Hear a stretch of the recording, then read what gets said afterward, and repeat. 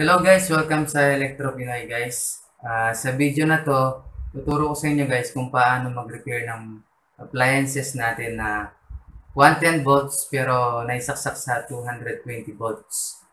At kung ano yung piyesa na pwedeng masira kapag naisaksak natin sa 220 volts yung 110 volts.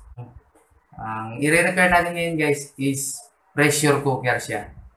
Na 110 volts pero accidentally na naisaksak sa 220 volts kaya nasira siya. Panoorin natin guys. Galing siya ng Amerika kaya 110 volts. 110 volts siya. Ngayon naisaksak siya sa 220 volts kaya nasira siya guys. Ngayon pag-aaralan natin guys or titingnan natin kung paano yung pagre-repair ng mga gamit na naisaksak sa 220 volts kasi masyadong mataas yung 220. Hindi niya kaya yun kaya masisira talaga yung gamit na 110 lang siya tapos nasaksak sa 220. Buksan na natin guys.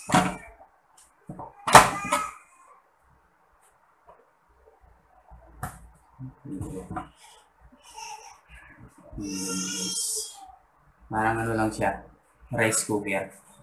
Parang kapareho lang siya ng rice cooker sa loob.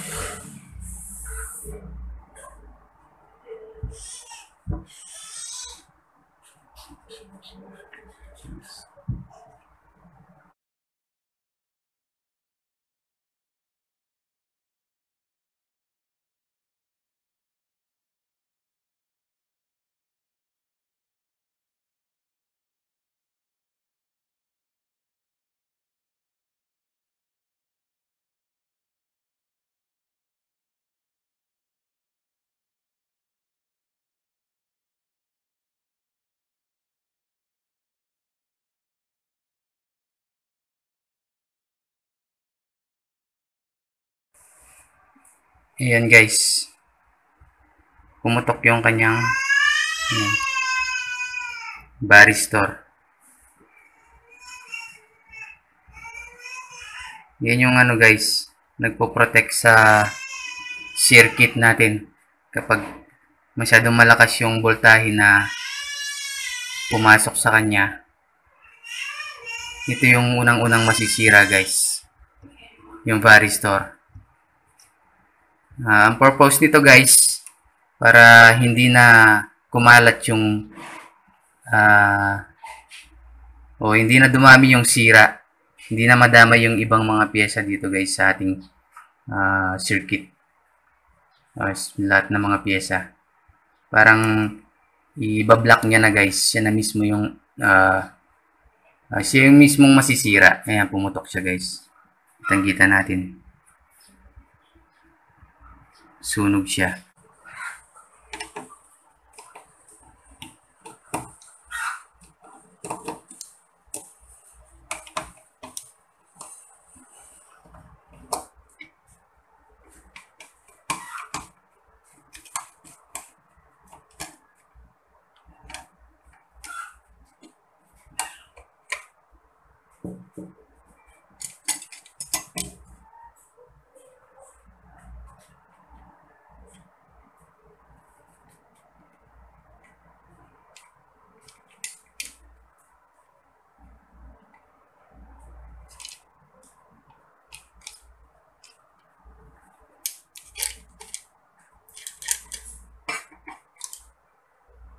Sunog siya guys. Sunog yung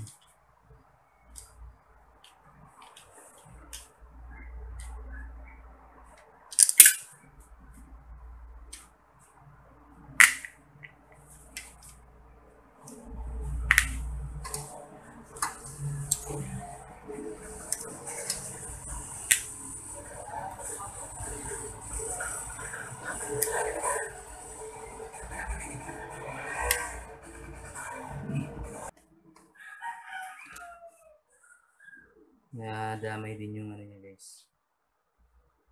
yung kanyang board.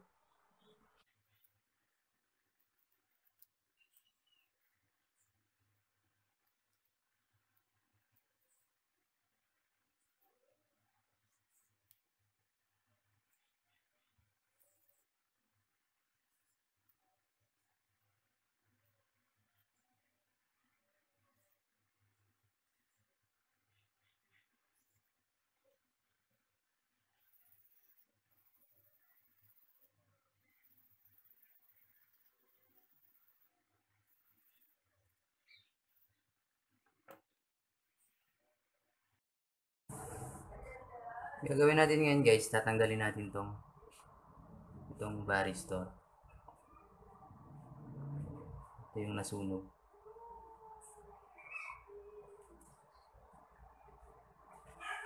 Gagamit tayo ng desoldering pump.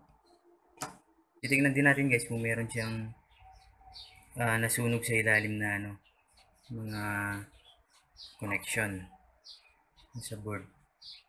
Gaya nito guys. Yan. Nasunog yung niya, connection niya dito guys. Kaya ang gagawin natin guys, magja-jumper tayo dito. Punta doon. Pero after na nating mapalitan yung ating varistor. Kasi dito nakakonect yung varistor. Kaya kahit palitan natin yung varistor guys, hindi pa rin siya gagana dahil meron siyang sunog dito. Wala siyang connection papunta doon. Kaya after natin mapalitan yung varistor, idudugtong natin ito papunta doon. Yung tinatawag na jumper. Gagamit tayo ng jumper. Guys, tatanggalin na natin yung varistor.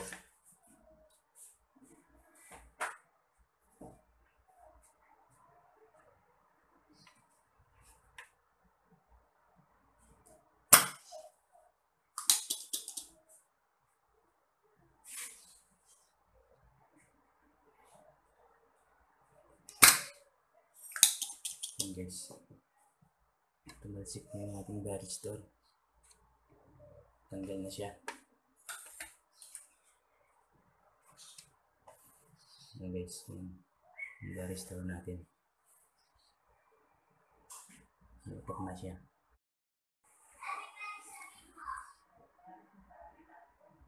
Ayan guys, meron na tayong varistor dito.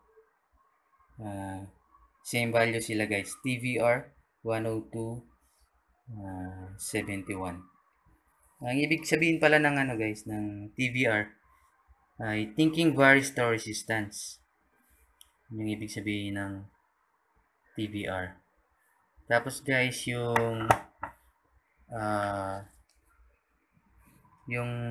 number niya na yan. Meron ding ibig sabihin yan guys. Yun yung value niya. Yung 10 guys, ibig sabihin yung 10 mm. Yung laki nung varistor, 10 mm. Tapos 271, ibig sabihin yan 270 volts. Ibig sabihin yan guys, 270 volts.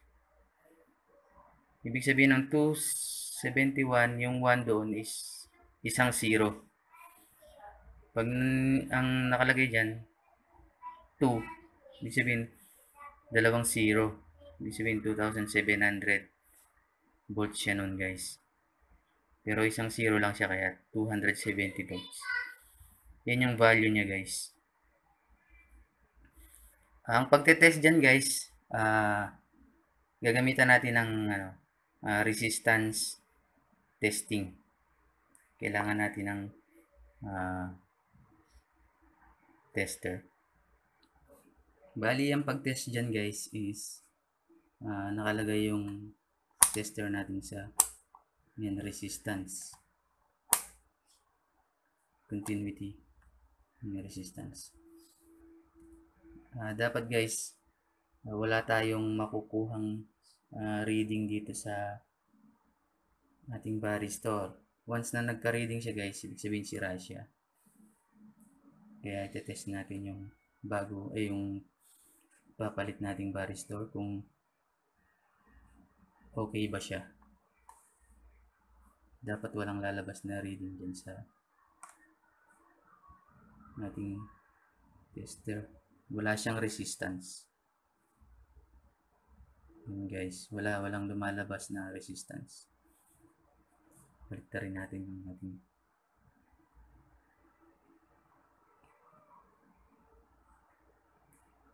so yun guys, wala siyang resistance na lumalabas. Ibig sabihin, good yung ating varistor na to. Yung isa itetest natin guys, yung nasira.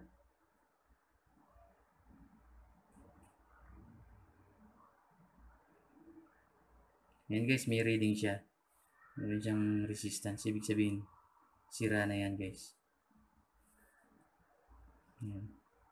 Ganyan yung pag-check ng varistor guys. Sira na siya.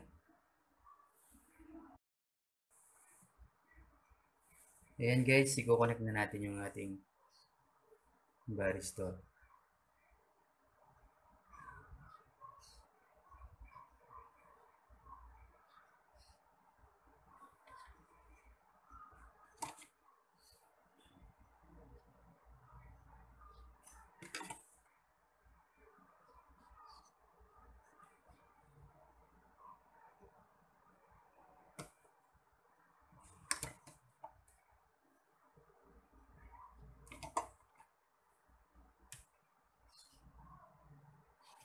Guys.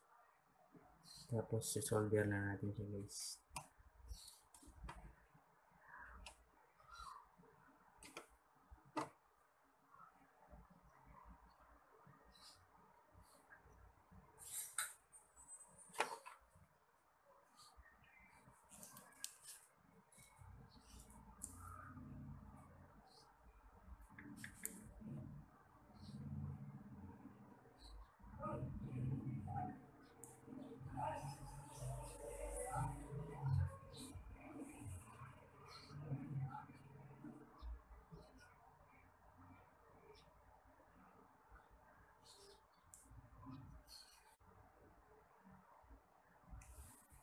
So, ayan guys, lalagyan na natin siya ng jumper para mag-connect siya ulit.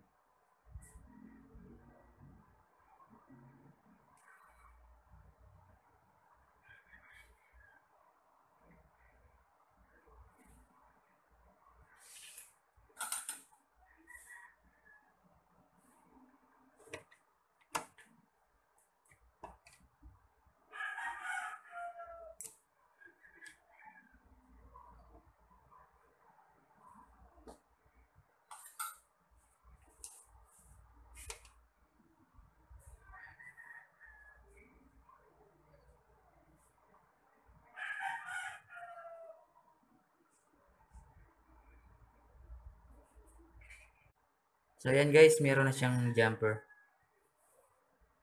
Na dugtong na natin ulit yung nasunog na ano dito. Part na to. Babalik na natin ngayon guys.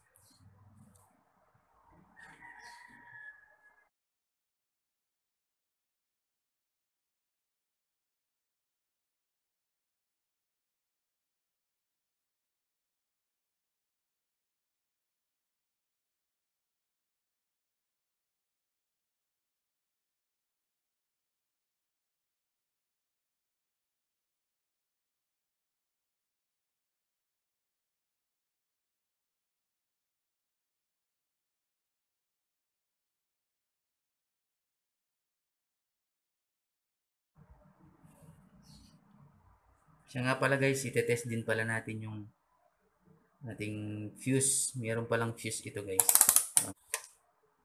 Bali ito yung fuse niya guys. Itong mayroong white na to. Yan yung fuse niya. Galing siya sa line 1 ng ating AC. Diyan sa unang dadaan sa fuse. Check natin guys kung meron siyang continuity.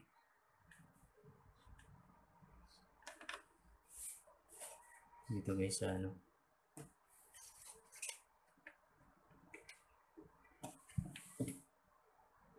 Yes. sa mismong guys, tututok natin yung isang probe ng tester guys dito. Tapos yung isa sa mismong ano guys. Yan, yung mismong saksakan niya na yan.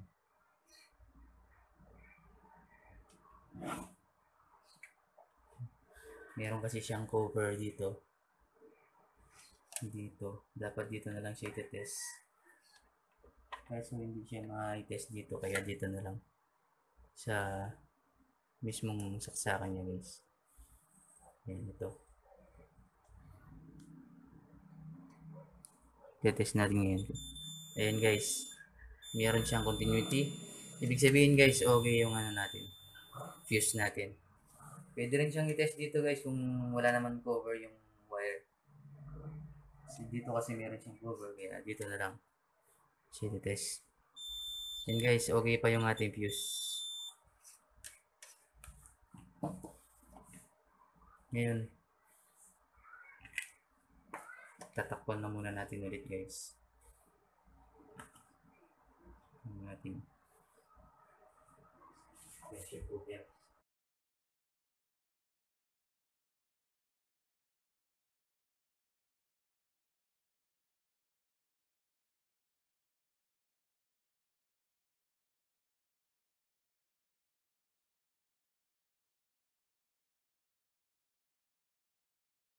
Ngayon guys, check na natin ngayon kung okay na yung ating pressure cooker.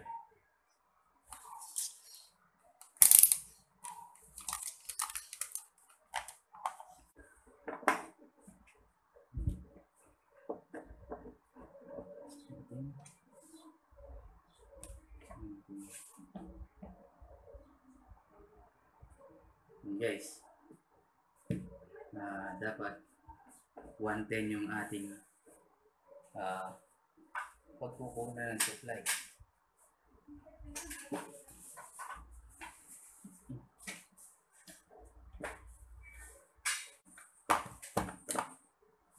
Yan guys.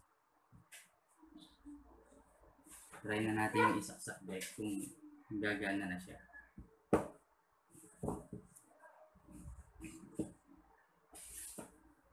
Hindi daw siya guys. Pero okay na daw siya kaya.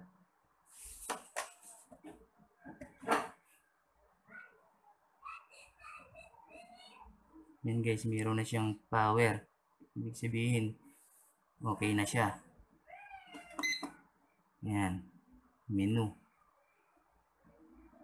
Low pressure. Okay na siya guys.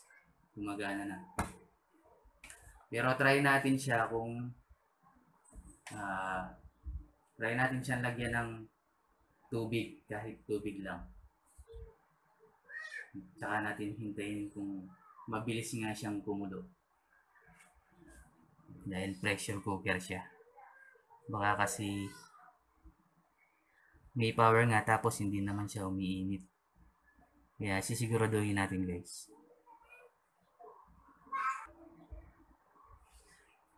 Ito na guys, lalagyan na natin ng laman. Tubig. Ma-check natin kung okay na talaga siya.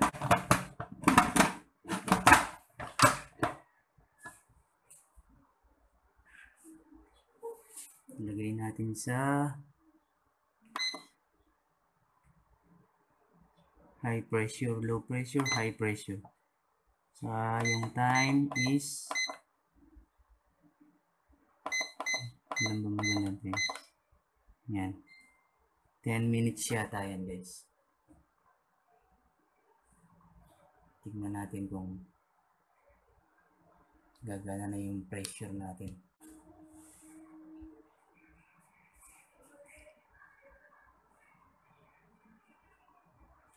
Start.